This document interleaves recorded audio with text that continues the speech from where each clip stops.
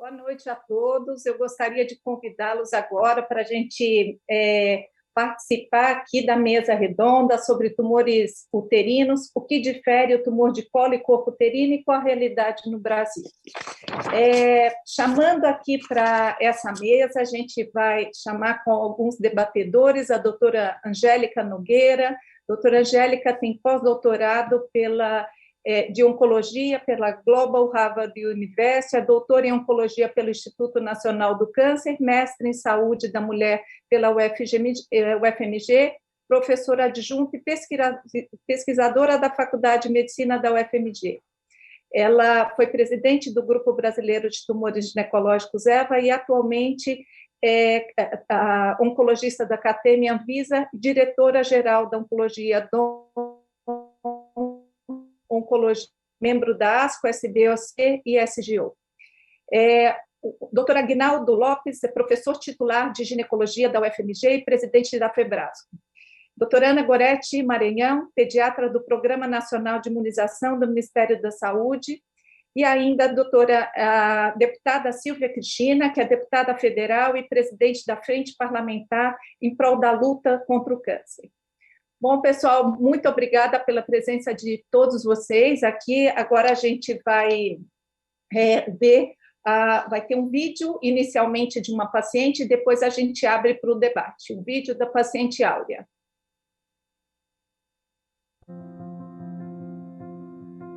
A Organização Mundial de Saúde fez um chamado para a ação pela eliminação do câncer do colo do útero. Uma doença passível de prevenção, de tratamento e de eliminação. 20 instituições brasileiras abraçaram a causa e criaram o movimento Brasil Sem Câncer do Colo do Útero, ajustando as metas para o que é viável no nosso país. 90% das meninas vacinadas com a vacina anti-HPV. A vacina está disponível gratuitamente nos postos de saúde para meninas de 9 a 14 anos e meninos de 11 a 14 anos. 30% das mulheres fazendo o preventivo de Papa Nicolau por ano, o que corresponde a uma cobertura de 90% em 3 anos. E 90% das mulheres com diagnóstico com acesso rápido ao tratamento. As estratégias para a eliminação: conscientização populacional, educação de profissionais de saúde e, principalmente, ações políticas para atingir as metas. Venha conhecer o Movimento Brasil Sem Câncer do Colo do Útero e somar seus esforços. É possível, em breve, termos uma geração livre da doença no nosso país. Oi, meu nome é Áurea Ribeiro Carvalho Leitão, tenho 37 anos e fui diagnosticada com câncer de colo do útero em fevereiro de 2020, início da pandemia. A princípio, o meu sangramento estava sendo associado a problemas de infertilidade, mas aí quando eu comecei a sentir, além do sangramento, fraqueza e indisposição geral, outros diagnosticaram que era um problema simples no meu útero e que só com a cauterização já poderia sanar, né, o sangramento. Então, eu, no desespero, fui para São Paulo. Logo me internaram assim que eu cheguei, porque eles constataram que o meu câncer já tinha 6 centímetros. Não pude fazer retirada por conta disso, poderia espalhar o câncer para os outros órgãos. Os médicos propuseram tratamento de 4 sessões de quimioterapia, 33 de rádio e 4 de bráquios, né? Todos realizados concomitantes, né? E eu topei, sempre tive na minha cabeça que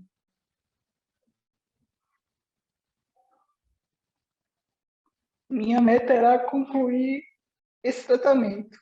Não importava se isso futuramente me poderia deixar infértil.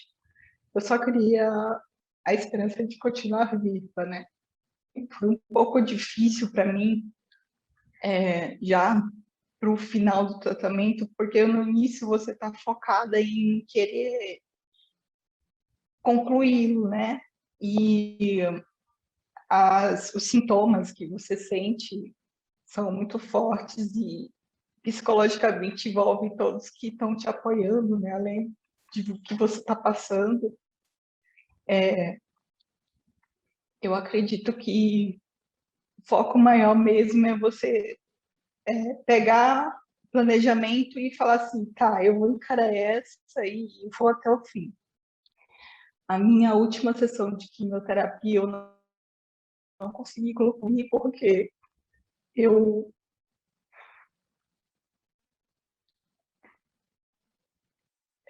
eu já estava com tinha pouco, minha imunidade estava muito baixa, então os médicos acharam que era melhor não concluir a última quimioterapia, mas seguir firme na rádio e na bráquio.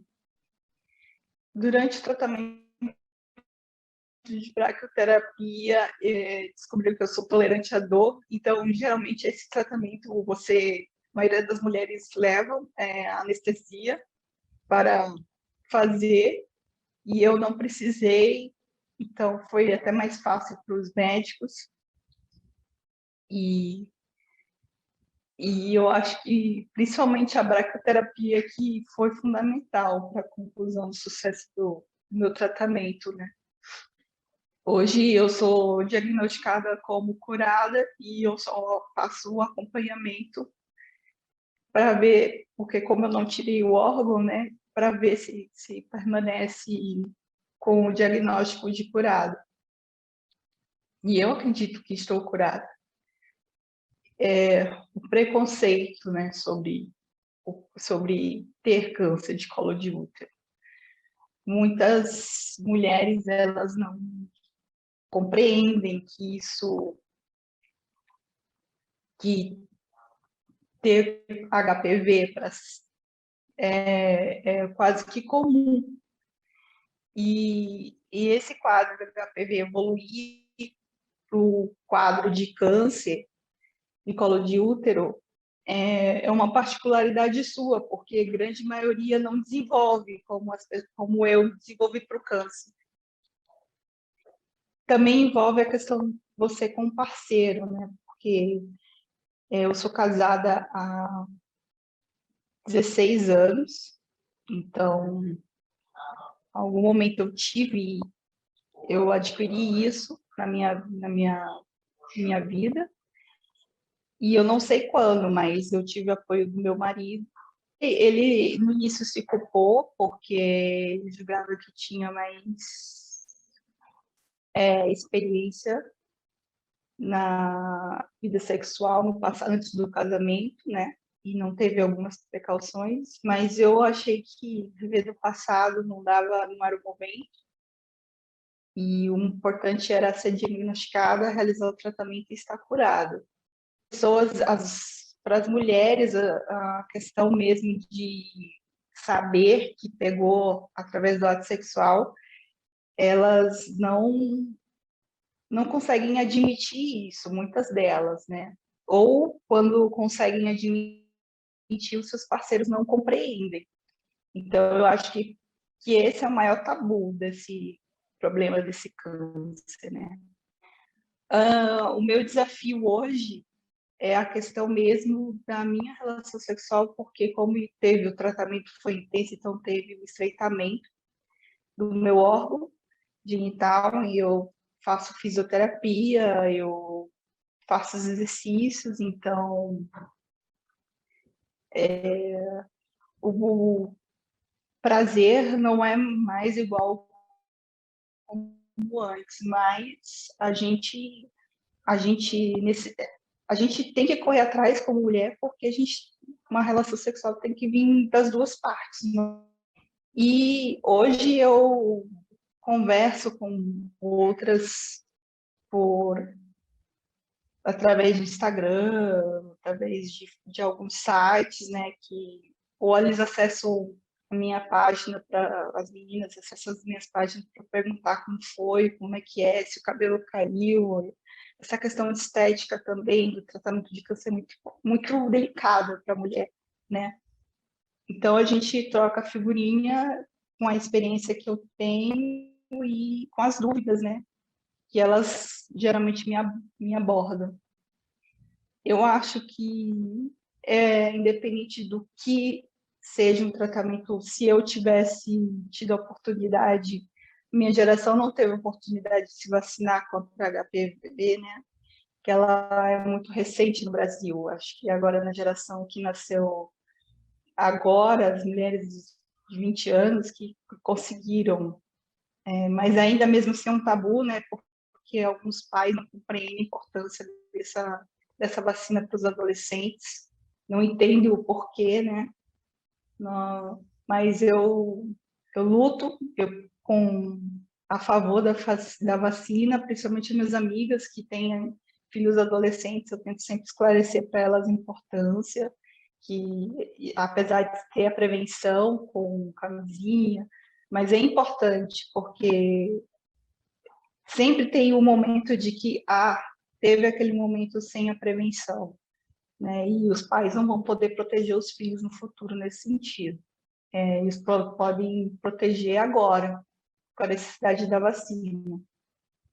Eu creio também que falta essa divulgação mais ampla, tanto da área privada como da área pública, na área de saúde, porque é uma doença é uma forma tão simples que pode ser combatida, e infelizmente é um dos top 10 tipo de câncer mais comum no Brasil. É tão revoltante saber que essa nova geração tem essa oportunidade, mesmo assim os pais não compreendem e não vacinam, né, as crianças e os adolescentes. A história da Áurea, ela passou por todos os estágios que uma paciente com câncer de colo de útero vive. A gente vê, só tem a agradecer por esse depoimento extremamente rico, que é importante para a gente alertar todos que estão nos ouvindo. Não é um tratamento fácil, acometendo uma moça jovem, e isso tem sequelas tanto a curto quanto a longo prazo. E ela tocou em vários assuntos, eu acho que bastante importante. Primeiro, até do estigma da doença, eu acho que é importante, eu vou começar aí pelo Aguinaldo, colocando aí a questão até do HPV, Aguinaldo, eu gostaria que você comentasse, porque o HPV é tão prevalente na nossa população, e esse tempo de evolução da infecção por HPV até o desenvolvimento do câncer, e o que a gente tem, como é que estão os métodos hoje de prevenção, principalmente em câncer de colo uterino? André, obrigado, uma boa noite a todos. Assim, o depoimento da Áurea é algo realmente comovente, né? É algo para a gente repensar tudo que a gente tem feito e como que é importante escutar esse outro lado, né? Eu acho que a gente às vezes foca muito na questão dos profissionais de saúde, mas a questão do conhecimento, a questão do outro lado dos pacientes, né? Isso é extremamente importante. Um depoimento extremamente rico, né? Que passa por todas essas etapas em relação ao câncer de colo. Tocou num ponto muito importante em relação ao HPV, é o papiloma vírus humano, é um vírus, né? A gente tem mais de 150 tipos de HPV, uns associados ao câncer, outros que não são associados ao câncer, uns mais associados ainda de alto risco, mas o fato é que o HPV muito, muito frequente em toda a população geral. Hoje é considerado o segundo fator causador de câncer mais importante nos humanos, né? Nas mulheres, 10% dos cânceres podem ser atribuídos ao HPV. E essa visão, às vezes, é errônea em relação ao HPV. Às vezes a gente vê campanha contra HPV antes de um carnaval, alguma coisa nesse sentido, né? Mas a questão vai muito além disso, né? Hoje a gente sabe que o HPV tem uma relação muito grande com o câncer de colo do útero, praticamente 100% dos tumores de colo estão associados a HPV. Na mulher, vulva, vagina, né? E não distingue gênero, né? Nos homens, a questão do câncer de pênis, né? Nos homens e mulheres, os tumores de cabeça e pescoço, os tumores de canal anal. E o lado bom em relação a tudo isso, né, que a gente tem um método de prevenção primária muito importante do HPV para colo, né, a questão do Papa Nicolau, né, ou aqueles exames de rotina das mulheres, né. Então, esse é o padrão de rastreamento no Brasil. A gente tem vários desafios, a gente tem oportunidade para falar sobre isso, né, desafios em relação ao rastreamento do câncer de colo. Em relação aos outros subtipos, as outras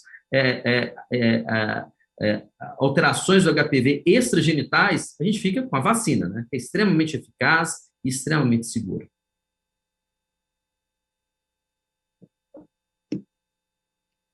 Muito bom, Aguinaldo. Eu acho que é importante aqui a gente colocar um outro dado, assim, como a gente melhorar, que de repente a Angélica pode estar comentando, como é que a gente pode melhorar a adesão a esses métodos de rastreamento? Bom, tá aí a pergunta do milhão, né, para todos nós. Então, um prazer estar com todos vocês, com pessoas envolvidas aí no controle do câncer do colo do útero no país, gente que pode fazer a diferença pensando junto. Então, para tentar responder essa pergunta, André, eu vou voltar num estudo que a gente fez no Grupo Brasileiro de Tumores Ginecológicos, nosso primeiro estudo, que foi o estudo EVITA-1. O estudo EVITA, ele pegou mulheres com câncer do colo do útero, diagnosticadas, e perguntou por que elas não fizeram ou se fizeram Papa Nicolau. E as respostas dessas pacientes são bastante intrigantes. Para mais de 90% dos respondedoras, não houve a questão do acesso citado. E as citações foram vergonha de fazer o exame, falta de conhecimento ou falta de interesse. Então, falta de interesse de uma doença que é tão relevante, como a gente viu no depoimento, que impacta absurdamente a vida do paciente, vem de falta do conhecimento. Então, acho que concordo com a fala dela de que a gente precisa de mais divulgação. O preventivo de Papa Nicolau está disponível no país há mais de 4 décadas e não houve impacto de mortalidade com essa estratégia no Brasil.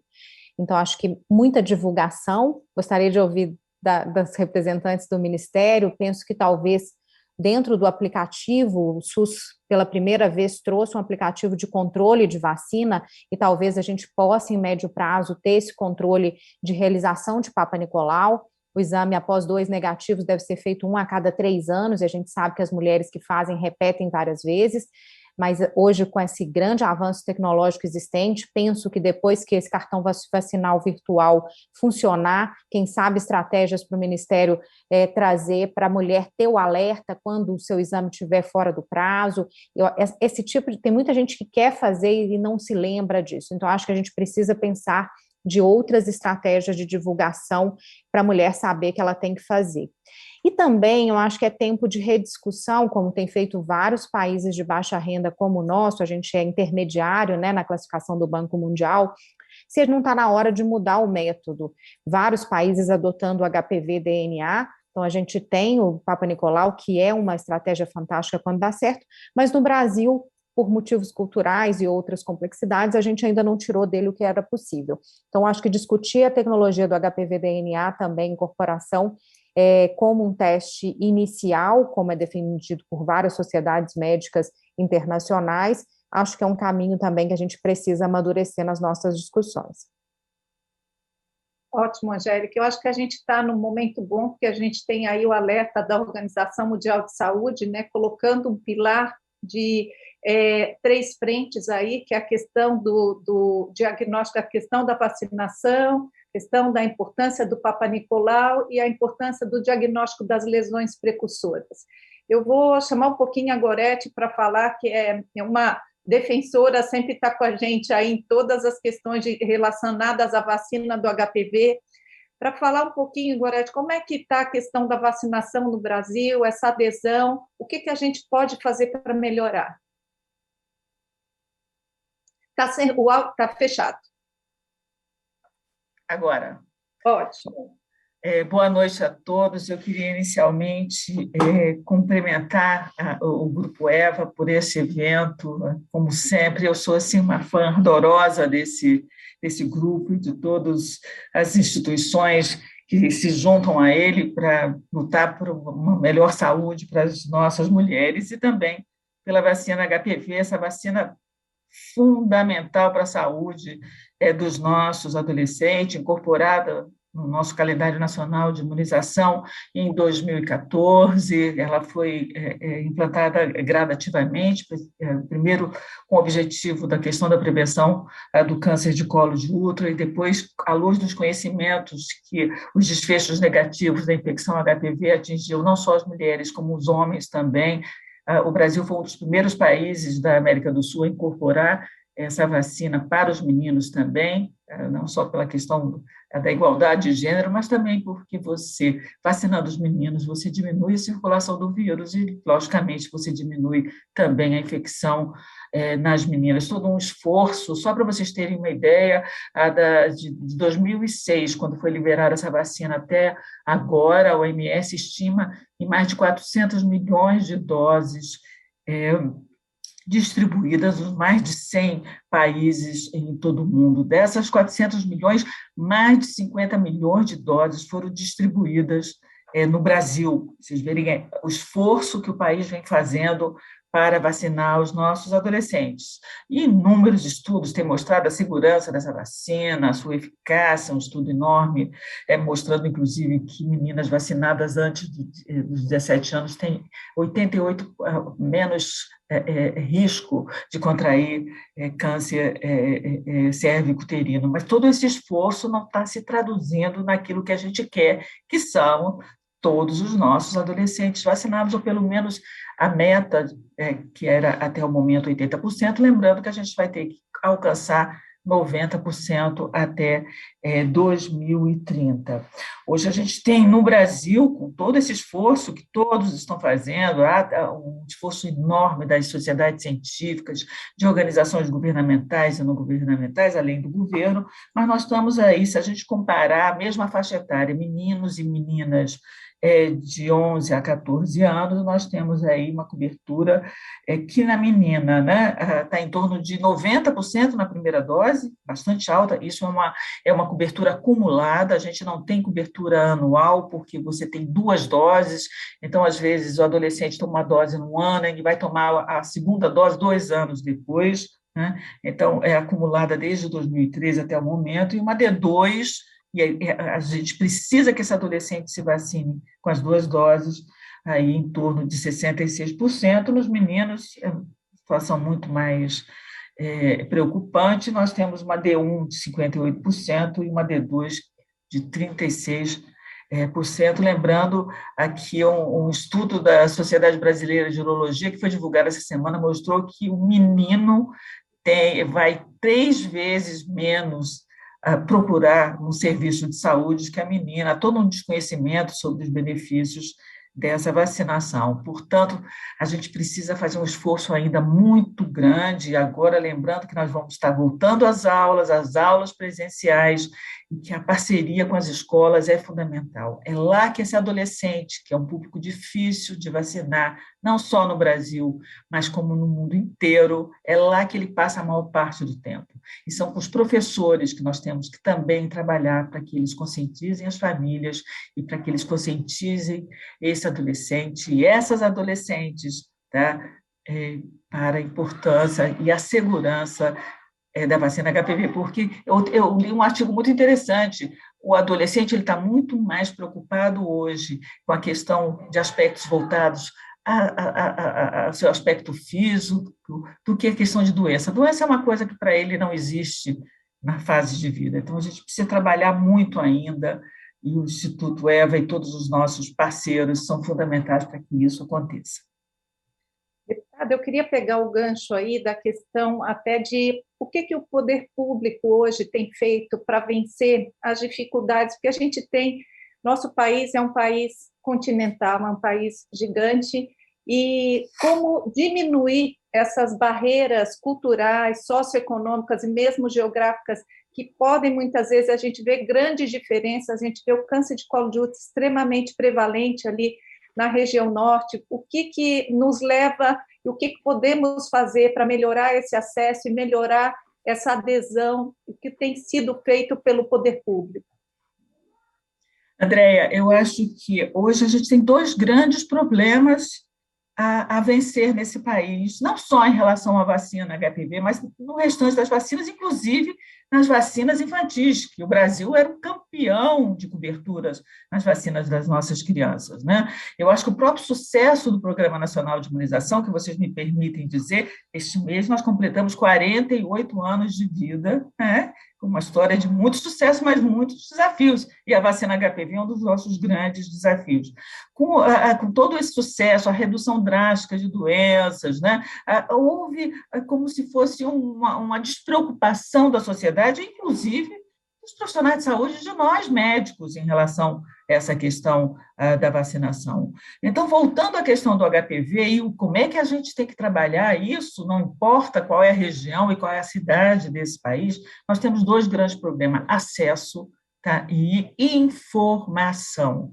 Acesso, a gente tem que ter serviços de saúde com mais tempo, criatividade, para que a gente possa estar chamando esses adolescentes. Adolescente não vai à unidade de saúde, somos nós que temos que ter bastante criatividade, ou para ir nas escolas, ou para fazer com que esses adolescentes, ao chegar numa unidade de saúde com o pé quebrado, fazer uma sutura, que se olhe o cartão de vacinação, que se incentive essa questão da vacinação. E a outra coisa é a divulgação de informação e fake news. A gente dizia, o Brasil ainda não tem uma situação de grupos antivacinas, de fake news. Vacina HPV é campeã de fake news. Tá? A gente precisa estar o tempo todo, sabe? A gente precisa, principalmente nós médicos, a entrar dentro da cabeça desses adolescentes, a entrar dentro das redes sociais, a estar trabalhando essa questão da boa informação. Eu acho que um evento como esse é um evento da boa informação. Nós médicos, e aí eu faço um apelo para o Aguinaldo, para que os ginecologistas prescrevam a vacina HPV. A mãe vai lá, pergunta, tem filho adolescente? Prescreve a vacina. Quando há prescrição, não é que seja obrigatória para vacinar. O adolescente pode, inclusive, ir num posto de saúde. Hoje o Estatuto da Criança e do Adolescente diz, ele pode ir no posto de saúde e ele se vacinar sozinho, mas é um chamatório para as famílias da importância de vacinar. Se há prescrição, tenho certeza que há vacinação. Eu acho que nesse tom, acho que uma coisa importante, a gente sempre viu aí, a maioria dos estudos fala muito da importância da vacina dentro do ambiente escolar, que é onde a maioria dos países que têm sucesso de vacinação tiveram melhor adesão a essa vacina. Então, nesse gancho, eu queria, apesar dessas divergências e dessas diferenças muito grandes, econômicas, geográficas, o que o poder público, de uma forma geral, tem feito para melhorar essa adesão e a realização aí dos exames de Papa Nicolau e os exames de prevenção de uma forma geral? André, é um prazer estar participando, quero agradecer imensamente, uma discussão importante, dizer que eu sou muito feliz de estar com vocês e fiquei feliz, né, de estar com pessoas conceituadas, todas elas iniciando com o nome a começar pela Andréia, depois o Aguinaldo, depois a Angélica, depois a Ana Goretti, e eu, Silvia, né? Mas é um prazer. Eu falei, mas todo mundo começa com A, olha que criaturas fantásticas, pessoas conceituadas, é um prazer estar. Infelizmente, ainda o poder público tem feito pouco, né? Eu estou na região norte, agora falando de Paraná, Rondônia, uma cidade do interior, e Rondônia, diferente de todo o Brasil, que o câncer de colo uterino está como o terceiro de maior incidência, mas aqui na região norte é o primeiro.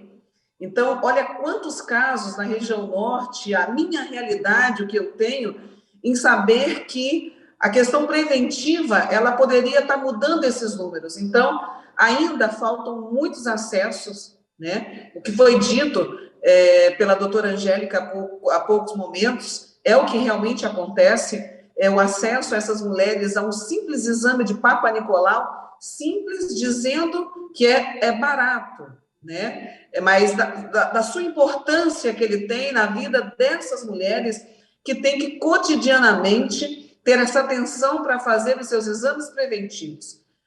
O depoimento que aconteceu antes de iniciarmos o debate ele nos alerta e nos emociona, porque fazer braquiterapia, radioterapia e quimioterapia não é fácil. Braquiterapia eu não fiz, mas eu fiz radioterapia e quimioterapia para combater um câncer de mama e sei muito bem das reações, não somente da parte física, mas do emocional, o que nos acomete, especialmente quando se fala na questão de colo uterino, a nossa colega que participou ontem, de ainda ter que fazer fisioterapia, né, para ter uma vida normal, especialmente sexual. Então, de que maneira? Nós estamos trabalhando muito, enquanto presidente da Frente Parlamentar. Hoje nós temos uma comissão específica que foi determinada pelo presidente da Casa, o Lira, uma comissão de enfrentamento ao câncer, o qual eu sou relatora, que tem como presidente o doutor Frederico, que também é médico oncologista. Então, é mais um acalento, é mais uma força que nós temos dentro da Câmara para dizer que nós estamos atentos, mas mais do que foi solicitado aí que realmente o Ministério da Saúde ainda tem que nos ajudar com relação a essa divulgação maciça para ela chegar e dizer dessa importância, para que a gente possa combater a fake news, mas estar favorecendo realmente esses exames. Da mesma maneira que há pouco tempo, um ano e um pouquinho que nós estamos ainda enfrentando a pandemia, surgiram alguns orçamentos extras, né? Quem imaginava que nós teríamos pandemia? Olha, o quanto que nós, enquanto deputados, aprovamos de maneira rápida e o dinheiro que aconteceu. Então, nós queremos também que esse diferencial aconteça para o câncer. A pandemia ela vai passar, eu não tenho dúvida disso. A gente pode até continuar a vacinação, reforçando, mas o câncer não. O câncer é uma doença milenar, ela não vai embora. Então, se nós temos médicos conceituados, como o doutor Aguinaldo, como a doutora Angélica, como a doutora Ana Goretti, nós sabemos que nós podemos nos unir e combater isso na raiz. Existem vários países que hoje o índice de câncer de colo uterino ele é mínimo, e nós podemos provocar isso. Então, nós queremos um orçamento diferenciado, especialmente para o câncer, e temos a certeza que é possível fazer. Através de emenda parlamentar, nós estamos, uma emenda que eu indiquei, nós estamos finalizando uma obra de muita importância. Eu não falo não somente para Rondônia, mas para a região norte. É o primeiro centro de prevenção de câncer. Então, olha o quanto nós estamos atrasados ainda de ter uma referência em prevenção de câncer, e especialmente para o colo uterino, que é o que nós estamos falando de tumores femininos, e também de mama, é o que nós vamos oferecer, e outras especialidades também. Então, demorou muito. Vai chegar em um bom momento? Vai. Um pós-pandemia, nós vamos inaugurar agora dia 4 de dezembro, mas ainda precisamos avançar. Então, estamos trabalhando, é a maneira que nós estamos, é claro, levando essas emendas também para o combate, fazendo que essas obras aconteçam, mas, de fato, nós precisamos de um orçamento diferenciado da saúde para que nós possamos combater cânceres que são facilmente curáveis, mas a cultura, o atraso em algumas questões do Brasil ainda nos deixa quadros tristes, infelizmente. Só aproveitando aqui a interação de uma das ouvintes, o nome dela é Anne, se não é possível vincular a questão do cartão de vacinação à matrícula escolar. A gente sabe que isso é uma estratégia já utilizada em alguns estados, de repente, de colocar isso como uma ação do ponto de vista nacional. E outra é a questão de utilização desse cartão, uma vez que foi implantado agora com a questão da Covid, o cartão digital, que isso se torne um padrão, inclusive, para vacinas outras, inclusive a vacina do HPV. Gorete, você quer comentar algo? É verdade. Hoje nós temos cerca de 7 ou 8 estados da federação que têm legislação que cobra, no momento da matrícula, a sua caderneta de vacinação atualizada. Um bom exemplo disso é o Paraná. Se a gente pegar as coberturas de HPV do Paraná, dá gosto de ver. Nós temos aí 90% de primeira dose e mais de 80% em relação à segunda dose. De fato, é um impacto bastante positivo. Isso estava sendo discutido no nível nacional, mas a gente tem que ter muito cuidado, porque a gente tem a Constituição não nos permite que se coloque nenhum empecilho para a matrícula escolar. Mas eu acho que, continuo dizendo, um trabalho efetivo com os professores, não, um material específico, a gente vai poder, sim, fazer com que se sensibilize mais as famílias em relação à vacina HPV. O Conecta SUS, que traz a questão das informações da vacina Covid, também, se vocês entrarem lá, vai todas as vacinas que vocês tomaram no Sistema Único de Saúde, ela vai estar presente. Andréa, só um minutinho que eu esqueci de falar uma coisa importantíssima. 1º de outubro começa a campanha nacional de multivacinação até menores de 15 anos de idade. Excelente oportunidade para atualizar a caderneta de vacinação dos nossos adolescentes. 38 mil postos de vacina nesse país estarão lá com a vacina HPV, esperando seus filhos, filhas, sobrinhos, vizinhos. Vamos divulgar.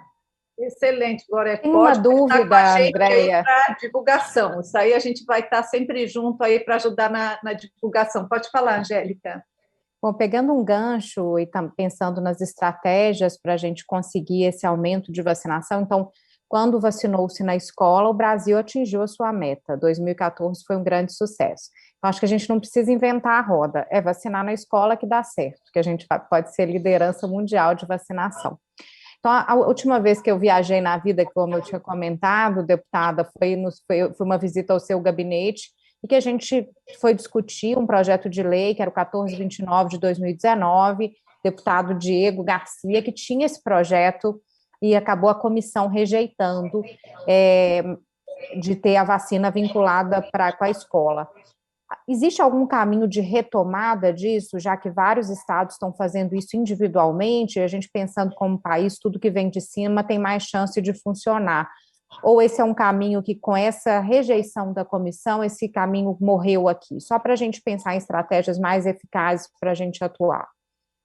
Não, existe sim. Inclusive, no dia que foi rejeitado, nós lamentamos muito, porque eu penso que é super necessário, mas de uma casa de leis quem resolve é a maioria, então, mas tem como a gente retornar essa pauta e mais do que isso, né, fazer com que nós tenhamos uma interpretação um pouco mais avançada, vamos dizer assim, para que todos os companheiros eles possam se atualizar e dentro daquela casa, como sou membro titular também da Comissão de Seguridade Social, está trabalhando isso. A pandemia fez com que nós nos afastássemos um pouco, mas agora, de volta presencial, né, mesmo que parcial, semana que vem estarei já em Brasília participando de maneira presencial, para que nós possamos retornar. São projetos que poderiam passar facilmente, mas por uma má interpretação, podemos dizer assim,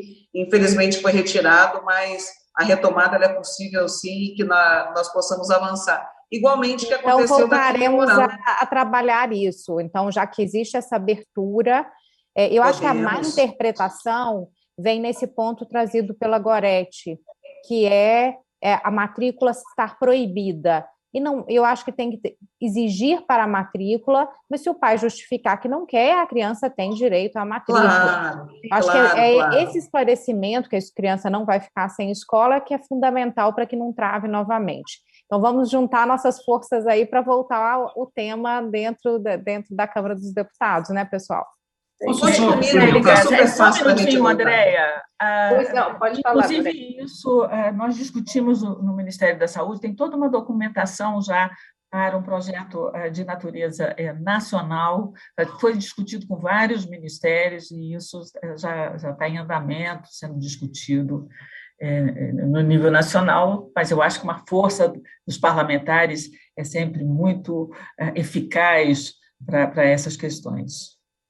Guinaldo, só tem uma pergunta aqui da plateia, só questão aí do HPV, perguntando assim, a maioria dos cânceres de colo de útero estão relacionados a HPV. Quais fatores, eventualmente, não sendo HPV, seriam fatores de risco para pensar em câncer de colo uterino? Outra coisa é a contaminação por HPV por objetos. seja ele vaso sanitário, toalhas, objetos, esses brinquedos, às vezes, do ponto de vista sexuais. O que você tem a dizer nesse aspecto? Bom, em relação desculpa. Bom, em relação ao HPV, a gente sabe que é de transmissão sexual, né? Hoje a gente tem dados, né, que chamam muita atenção, que meninas, primeira relação sexual, depois de parceiro único, depois de 5 anos, 50% pelo menos vão estar infectados pelo HPV. Então, de uma forma geral, todo mundo com vida sexual ativa vai ter contato, vai ter essa infecção pelo vírus, né? A grande questão são aquelas infecções persistentes. Isso tem tudo a ver com o sistema imune, imunidade, tem questões pessoais associadas a isso. E sempre tem essa questão de fômite, né, objetos, outras formas de transmissão. Elas podem ocorrer, né, de uma forma geral, a gente vê especialmente do ponto de vista de HPV, os condilomas genitais, tem alguns relatos sobre isso, e mesmo algum tipo de atividade sexual que não seja necessariamente uma relação sexual, uma compenetração. Isso já foi isolado, HIV no leito ungueal, todas essas questões. O câncer de colo, quando eu falei praticamente 100%, é quase 100% mesmo, né? E os tumores de colo não associados a HPV são tipos muito raros, às vezes melanoma, às vezes metástase no colo, né? A imensa maioria dos tumores de colo do útero são associados ao HPV. Só para complementar essa questão das estratégias em relação à questão de aumentar a cobertura vacinal, né? Foi comentado a questão de escola, a gente já viu, a Gorete falou do papel do ginecologista, né? Eu falo muito com as minhas pacientes para alertar os seus filhos, né? Chamando atenção para a importância da vacina. Provavelmente a gente vai ter uma solução geral para tudo, né? Eu acho que cada um de nós vai ter que fazer o nosso papel, né? Mas essa possibilidade, né, de vincular ou a matrícula, que a gente viu que é um pouco mais difícil, mas eventualmente algum benefício social, eu acho, só para reforçar, contribuiria muito, né, em relação a toda essa questão. A outra questão é em relação ao que a Angélica falou, né? Já tem um modelo muito interessante, né? Que é a vacinação em escola, né? Só para refletir, né? Porque a gente já teve dados tão interessantes, né? E agora realmente está difícil aumentar essa cobertura populacional. Rinaldo, só para reforçar que também é uma outra dúvida aqui, uma pessoa, o Breno, perguntando que a mulher que fazia Papa Nicolau de rotina e acabou sendo diagnosticada com tumor avançado. A questão da eficácia do Papa Nicolau, e eu acho que a Angélica já comentou anteriormente da questão aí da pesquisa do HPV de alto risco. Você pode dar uma reforçada nesse aspecto, por favor? A gente, em algumas situações, a gente percebe isso, né? A gente tem hoje o padrão no Brasil de rastreamento ainda é o exame de Papa Nicolau, mas a gente sabe que o exame de Papa Nicolau é falho, né? Ele tem uma sensibilidade, uma capacidade de detecção do tumor por volta de 70%.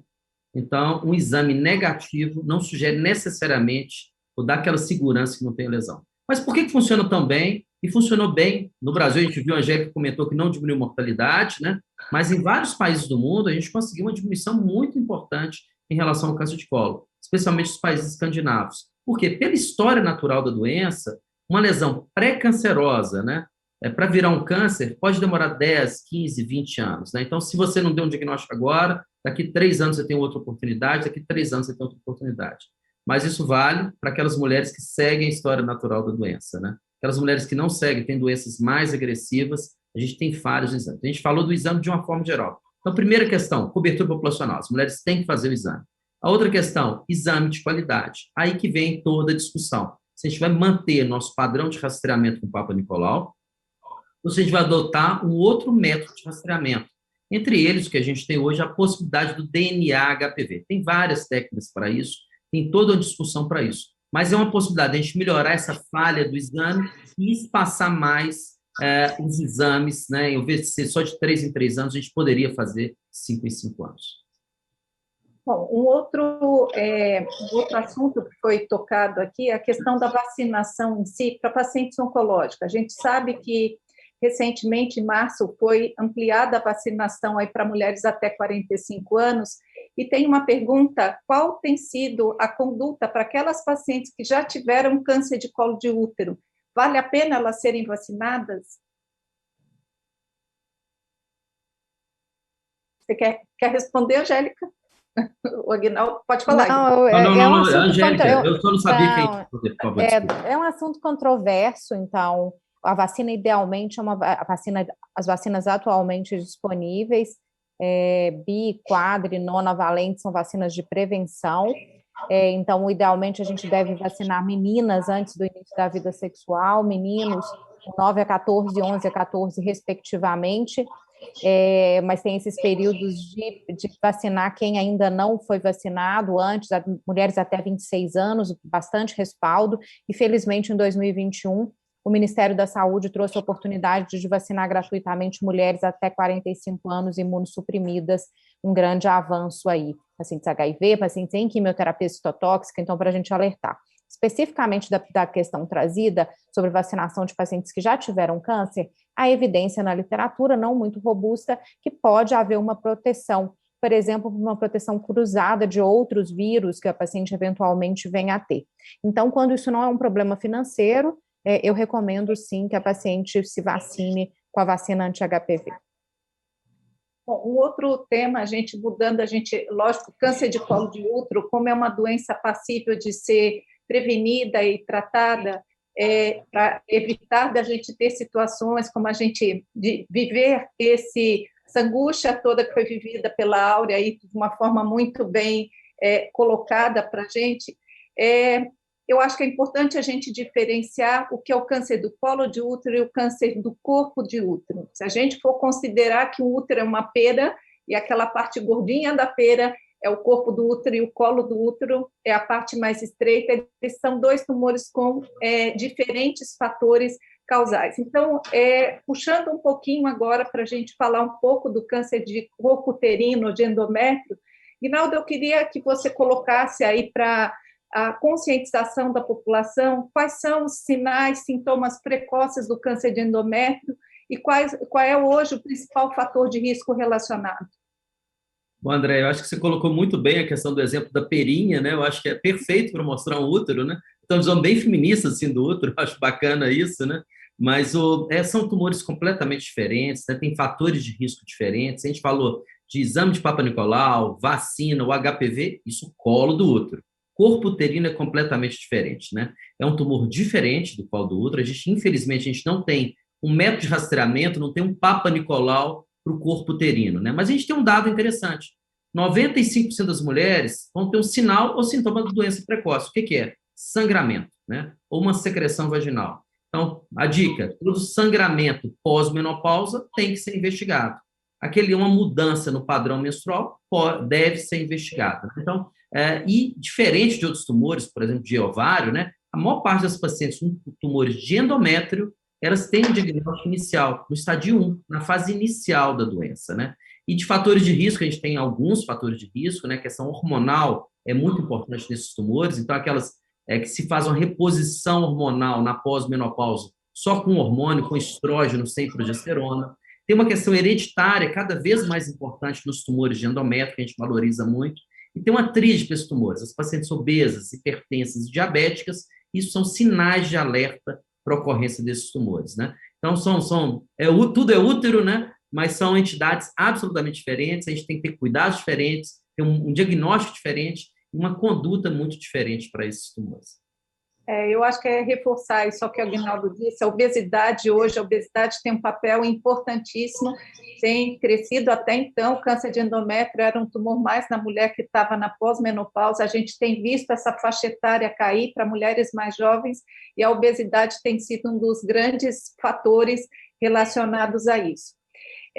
Angélica, eu queria que você comentasse alguma coisa até que o Guinaldo já iniciou, aí da questão do diagnóstico, da questão da genética relacionada ao câncer de endométrio e a questão hoje até molecular, pensando em novas perspectivas de tratamento.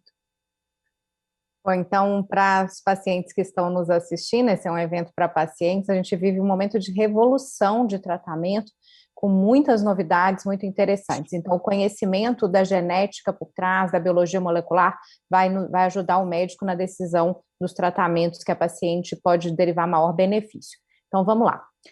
Câncer de endométrio é uma doença que está relacionada em 5% dos casos só a uma síndrome chamada síndrome de Lynch, que é uma síndrome que também aumenta o risco de outros cânceres. E baseado nesse risco das pacientes terem a síndrome de Lynch, está determinado, várias sociedades médicas mundialmente, que toda paciente com câncer de endométrio, ela deve fazer, deve ser avaliado por imunohistoquímica, que é um teste simples, 4 proteínas, MLH1, MSH2, MSH6 e PMS2. Quando uma dessas proteínas foi perdida, a suspeita de síndrome de Lynch. Então, primeiro faz essa triagem, e se tem uma dessas proteínas perdidas, depois vai para um teste genético para confirmar que essa perda foi hereditária. Se uma família tem síndrome de Lynch, aí o número já é muito mais importante. Uma cidadã com síndrome de Lynch que não teve câncer, ela tem 70% de chance ao longo da vida de ter câncer de endométrio. E aqui, o rastreamento faz toda a diferença. O Aguinaldo trouxe que a paciente saudável, sem síndrome de Lynch, ela não tem que fazer um rastreamento. Se ela sangra, ela procura ajuda médica. Mas se ela é membro de uma família com síndrome de Lynch e ela tem a suspeição da doença, essa paciente, a partir dos 30 anos de idade, deve fazer ultrassom transvaginal anual com coleta de material do endométrio. Esses protocolos ainda são um pouco mal definidos, mas essa orientação atualmente que a gente tem. Além disso, para paciente que tem doença avançada, a gente tem agora uma nova classificação molecular em 4 subtipos. Eu acho que não vale muito a pena a gente entrar nisso aqui, mas importante. Um grupão dessas pacientes, que são pacientes que a gente fala que tem instabilidade de microsatélite, derivam muito benefício de imunoterapia. Então, esse ano foi um ano com um divisor de águas para a chegada de novos tratamentos para o câncer de endométrio avançado, e hoje o tratamento não é mais o que era o ano passado, sendo a imunoterapia um grande avanço, combinado ou não a inibidores de angiogênese. Então, um momento bom, com melhores perspectivas para as nossas pacientes. Bom, deputada, e nesse contexto, eu acho que a gente vai precisar muito da ajuda aí do poder público. Felizmente, assim, novas alternativas de tratamento, a gente tem surgido para câncer de endométrio, imunoterapia é uma delas. E são drogas que têm impactos importantes para uma população específica, como a Angélica bem comentou, são as chamadas terapias individualizadas, né, porque é baseado na característica do tumor de cada indivíduo, mas as respostas têm sido muito importantes para uma população específica. Mas, infelizmente, essas drogas são de alto custo, e a gente não tem disponível, muitas vezes, nem mesmo o próprio diagnóstico molecular para poder direcionar essas drogas. Então, assim, a gente sabe que tem uma luta grande das sociedades e mesmo do poder público de tentar buscar cada vez mais para que essas drogas entrem nos halls. Como é que está essa avaliação no momento para a gente incluir essas novas terapêuticas no contexto, na rotina? Eu defendo a seguinte tese, né? Geralmente, quem está no executivo tem uma certa resistência de que não tem dinheiro, que existem muitos gastos, e o sistema econômico, enfim.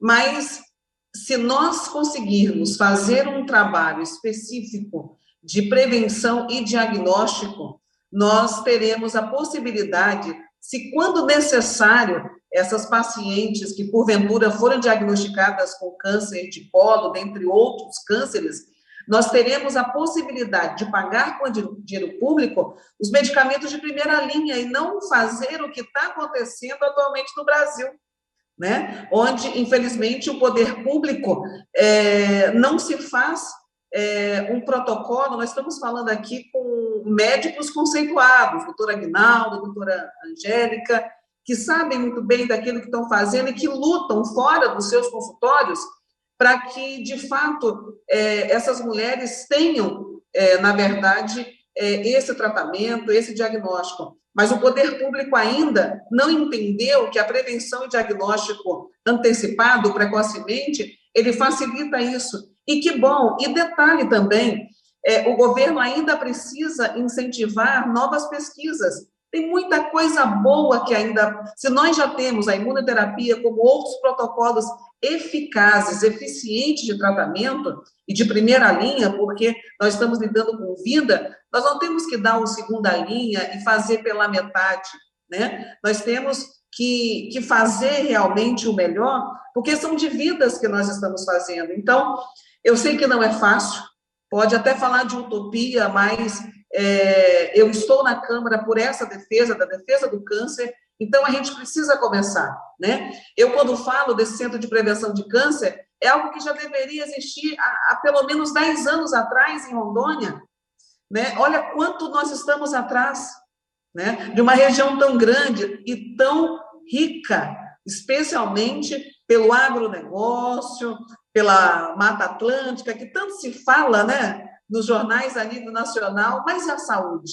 O que adianta ter tantas belezas se a saúde ainda ela está sendo deixada de lado? Então, que venham, né, nós, nesse rol de novos medicamentos, nós estamos trabalhando bastante, inclusive, teve uma briga ferrenha pela comissão, pela frente, no que se diz de quimio oral, onde nós tivemos uma luta maravilhosa, foram 398 votos favoráveis e somente 10 contras, infelizmente o presidente vetou, nós ainda temos que dar sequência à derrubada do veto ou implementação de uma MP que já foi apresentada para todos os deputados, mas de fato continuar aí, né? Que bom que tenham novos protocolos, que tenham novas drogas, é isso que os brasileiros precisam, né? De medicamento de primeira linha, porque bons médicos nós temos, eles estão nessa sala, né? E muitos outros também estão nos assistindo, mas o poder público ainda precisa avançar, e eu me coloco nesse meio, porque represento o povo do Brasil e nós estamos travando, sem dúvida, essa briga, fazendo um pouco da nossa parte. Eu, de emenda individual, tenho cumprido aquilo que eu defendo, que é a luta contra o câncer, mas precisamos de outras autoridades, especialmente quem está no executivo, de ter essa sensibilidade. Só para se ter uma ideia, só para finalizar, que eu me empolgo mesmo, porque eu quero que as coisas aconteçam de fato, há 9 anos eu vendo esse projeto do Centro de Prevenção, e eu mendiguei para muitas pessoas, mendiguei para deputados, mendiguei para governadores, fui várias vezes, como a Angélica faz, lá em Brasília, utilizei dos microfones da Comissão de Seguridade Social e vim muitas vezes muito frustrada e fiquei triste muitas vezes. Mas que bom que eu estou no mandato, que eu tive essa bênção, é porque esse sonho estava no meu coração, não estava no coração de quem estava no poder naquele momento. Então, eu até entendo hoje, mas que nós possamos, então, através de tantos companheiros que são sensíveis, convencer outros, né, colocar esse coração para que a saúde, especialmente o enfrentamento do câncer, ele também entre e impregne o coração de tantas pessoas. Nós precisamos realmente de mais ajuda na Câmara Federal, nos outros municípios, enfim, para que, de fato, a gente avance, e nós vamos avançar, sim. Muito obrigada, deputada. É importante a gente ter pessoa que a gente sabe que está lutando pelo brasileiro aí na Câmara. Bom, gente, Angélica, só para reforçar, teve uma pergunta aqui a respeito da imunoterapia, se ela já está disponível no Brasil. Eu vou só adiantar, ela está, mas infelizmente a gente não tem a imunoterapia disponível na rede pública de saúde. Só para você reforçar, qual exame seria necessário, eventualmente, na paciente com câncer de endométrio para direcionar para a imunoterapia?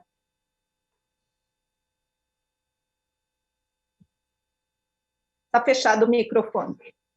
Aí. Bom, vamos lá. Então, a imunoterapia no câncer de endométrio, o grupo mais beneficiado é esse grupo que a gente citou, que chama instabilidade de microsatélite. Então, o simples exame de imunistoquímica que está disponível nos UNACONs, nos CACONs, que testa aquelas 4 proteínas que eu citei, e quando há perda de uma delas, é um preditor de que a paciente será uma boa respondedora.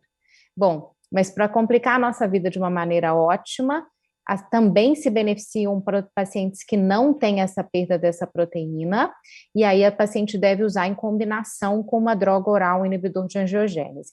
Essa é a parte boa, maravilhosa. A parte difícil é que é caríssimo, e as nossas APACs não contemplam, é impossível pagar com o valor que cabe dentro dessa PAC, então mudanças importantes na compra de remédios, impostos, em toda essa cadeia que faz tudo ser tão caro para nós brasileiros, preço de dólar, né, gasolina, é tudo tão caro que chega para nós quase impagável.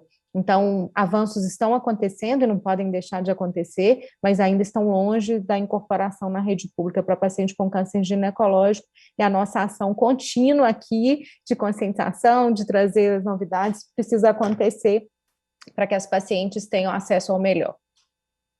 Bom, pessoal, a gente está chegando aí no final, eu queria só fechar, começando aí, Angélica, para você dar só um recadinho bem rápido, final, aí em termos de câncer de colo de útero e endométrio, que a gente pode fazer para tentar mudar essa realidade.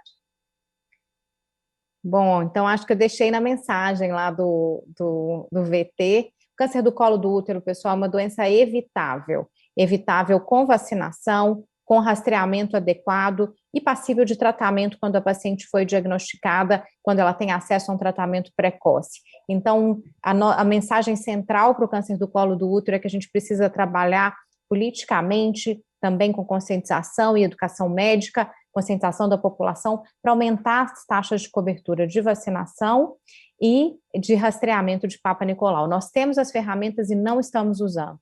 De câncer de endométrio, acabei não falando muito, eu gostaria de deixar um alerta para a mulher brasileira, que infelizmente a gente está engordando, essa eterna luta com a balança. Os dois principais fatores de risco para a doença são envelhecimento, que bom, nossa população está vivendo mais, mas a gente está engordando. Hoje, mais de metade das adultas tem sobrepeso, e 20% de nós, 1/5, estamos obesas. Então, dieta e atividade física reduz doença, e para aquelas pacientes que tiveram câncer de endométrio inicial, emagrecer reduz recidiva. Então, essa é a grande mensagem, manter magrinha, cintura fina é beleza, mas é também saúde no câncer de endométrio. Excelente. Aguinaldo? Bom, a deputada Silvia comentou que era a única que não era letra A, né? Eu sou o único homem desse grupo, né? Então eu acho que eu estou muito motivado. Acho que a gente tem muita esperança com esse grupo de mulheres brilhantes, né? Cada um representando a sua área, né? O Grupo Eva, Andréia, Angélica, Ana Gorete no Ministério, a deputada, né? Eu acho que a gente tem que um país heterogêneo, com muitas diferenças, né? A gente vai ter que ser criativo, não vai ter uma única solução para tudo, né?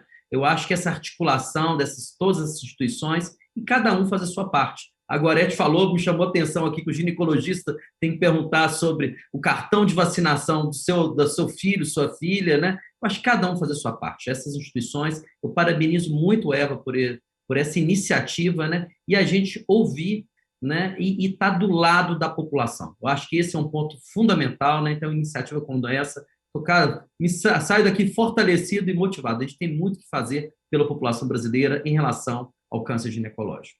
Obrigado, André. Parabéns. Obrigada. Deputada, quer dar um recadinho no final? Só de fato agradecer. Estou tão feliz, é tão bom contribuir, é tão bom receber informações que a gente possa realmente estar trabalhando na Câmara. Então, obrigada, Aguinaldo, né? E você nos representa, né? Esse carequinha aqui, que show, você é show. A Angélica, tive o prazer de conhecê-la pessoalmente. A Ana Gorete, já estive em outras salas, que doce. E obrigada, Andréia, obrigada, Eva, obrigada para todos. Eu estou sempre à disposição, tá? Obrigada, gratidão. É a palavra de hoje. Gorete. Nós ouvimos hoje um relato emocionante, né? Eu, sinceramente, quero, assim, tive vontade de abraçá-la pela força dessa moça de enfrentar essa situação. E li hoje também um documento da OMS falando que 1 em cada 100 mulheres em países em desenvolvimento vai ter câncer, um câncer de colo de útero até os 75 anos de idade. Isso é muito grave, isso é muito triste quando a gente sabe que a gente tem uma vacina que previne essa doença que ceifa tantas vidas no nosso país e no mundo também, né? Eu queria dizer, a pandemia está aí, ela é um dificultador, mas ela vai passar. Nós, inclusive, estamos agora na época de vacinar nossos adolescentes, né? Os estados estão vacinando, então eu faço aqui um apelo, né? Porque eu acho que a questão da responsabilidade da vacinação não deve ser só da saúde. A vacinar é um ato de responsabilidade social que deve ser abarcada por todos, né? Nossa, eu adoro ouvir essa deputada falar, a gente precisa muito dos parlamentares, eles têm uma força, né? Eles têm o poder de mobilizar a população, de fazer os projetos caminharem. Então, assim, quero lembrar vocês, mês de outubro é mês de vacinação, vamos levar nossos adolescentes para vacinar contra HPV, contra a meningite, contra a hepatite B, a vacina vai estar lá à disposição e vamos trabalhar todos juntos para que a gente possa ter uma população mais vacinada e, principalmente, né, a gente dar às nossas adolescentes um futuro livre dessa doença que tanto mata as nossas brasileiras. Muito obrigado pela oportunidade de, mais uma vez, estar junto de gente tão bacana falando de um assunto tão importante. Eu agradeço a todos de coração, agradeço a Áurea pelo grande depoimento, que eu acho que é uma lição para cada um de nós e um estímulo para que a gente continue lutando para a mudança não só do câncer de colo de útero, como a defesa aí para minimizar sequelas desses tratamentos relacionados aos tumores ginecológicos através da prevenção. Obrigada a todos, nós vamos seguir com o próximo bloco aí com direito de paciente com a Lúcia. Gente, muito prazer e obrigada a todos.